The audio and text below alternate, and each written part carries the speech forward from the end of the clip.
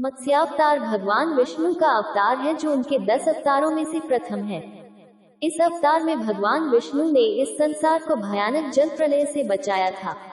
साथ ही उन्होंने हयग्रीव नामक दैत्य का भी वध किया था जिसने वेदों को चुराकर सागर की गहराई में छिपा दिया था। एक बार इस पृथ्वी पर मनु नामक पुरुष हुए। वे भगवान विष्णु के परम भक्त थे।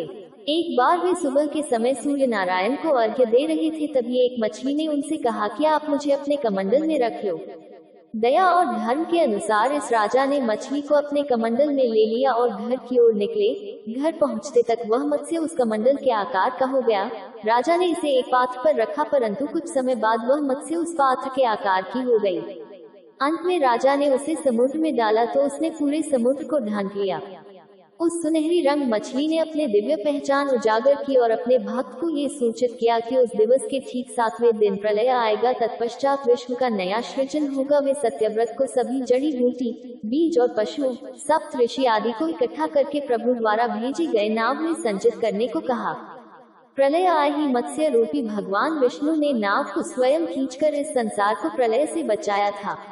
एक पुराणों के अनुसार सत्यव्रत नामक के एक राजा हुए। वे बड़े ही धर्मप्रिय राजा थे और नारायण के प्रिय भक्त थे। एक दिवस राजा जब नदी के किनारे सूर्यार्घ्य दे रहे थे तो एक छोटी मछली जल के साथ उनकी अंजलि में आ गई। राजा ने उस मछली को नदी के जल में छोड़ना चाहा तो वह मछली बोल उठी कि ये राजन, मुझे नदी में मत फेंको, यदि आपने ऐसा किया तो जल में स्थित बड़ी मछलियां मुझे खा जाएंगी।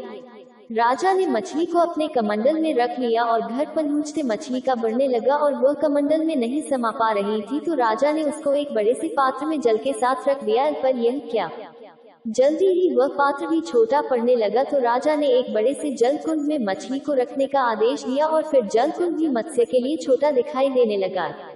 विद्वान राजा समझ गया कि यह कोई साधारण मछली नहीं है, अवश्य ही यह कोई देव है और राजा ने मछली रूपी देव से अपने असली रूप में आने की प्रार्थना की। राजा की प्रार्थना पर नारायण प्रकट हुए और राजा से बोले कि हे राजन, आज से 7 दिन बाद पृथ्वी पर जल प्रलय होगी। संपूर्ण पृथ्वी जलमग्न हो जाएगी तो आप एक बड़ी सी नाव का निर्माण कर सप्तऋषियों, तमाम तरह के बीजों, पशु पक्षियों के जोड़ों के साथ उस नाव में बैठ जाएं। समय आने पर मैं बड़ी मछली बनकर आपकी नाव के निकट आऊंगी तो आप वासुकी नाग की रस्सी मेरे सींग पर डाल देना। मैं स्वयं आप और आपकी नाव को इस जल प्रलय से बाहर सुरक्षित स्थान तक ले जाऊंगा। भगवान के निर्देशानुसार राजा ने समस्त सामग्री एकत्र कर नाव का निर्माण कर उसमें सभी चीजों और सप्त ऋषियों के साथ बैठ गए। नियत तिथि पर जल प्रलय हुई। चारों तरफ जल ही जल दिखाई पड़ता था। नाव में बैठे राजा बहुत डरे हुए थे तो सप्त ऋषियों ने राजा को ढाढ़स बंधाया और नारायण की प्रतीक्षा करने को कहा। कुछ समय पश्चात एक बड़ी मछली नाव के इर्द गिर्द चक्कर लगाने लगी। इस मछली के मस्तक पर एक बड़ा सींग दृष्टिगोचर हो रहा था और राजा ने, जैसे भगवान ने पहले ही निर्देश दिया था, वासुकी नाग की रस्सी बना इस सींग पर डाल दिया। अब यह मछली नाव को अपार जल में इधर उधर घुमाती रही और राजा सत्यव्रत मनु मत्स्य रूपी नारायण से प्रश्न करते रहे और मत्स्य रूपी नारायण उनके इन प्रश्नों का उत्तर देते रहे। मत्स्य भगवान और राजा सत्यव्रत मनु के बीच ये संवाद मत्स्य पुराण के रूप में सनातन धर्मियों के बीच स्थित है। मत्स्यावतार में ही नारायण ने हयग्रीव नामक दानव से वेदों का उद्धार भी किया और हयग्रीव का वध कर वेद पुनः परमपिता ब्रह्मा जी की दिए। एक बार सृष्टि रचयिता ब्रह्मा जी ने वेदों का निर्माण किया। ब्रह्मदेव के निद्रामग्न होने के पश्चात हयग्रीवासुर नाम का एक दैत्य वेदों को चुरा कर ले गया, जिससे संसार में पाप और अधर्म छा गया।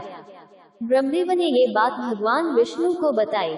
उन्होंने हयग्रीवासुर का वध करने के लिए एक बड़ी मत्स्य का रूप ले लिया और समुद्र में जाकर हयग्रीव के पहरेदारों को मारकर उसके कारागार से वेदों को छुड़ा लिया और हयग्रीवासुर की सेना समेत हयग्रीवासुर को भी मार डाला और वेदों को अपने मुंह में रखकर समुद्र से बाहर आ गए और वेद वापस ब्रह्मा जी को सौंप दिए।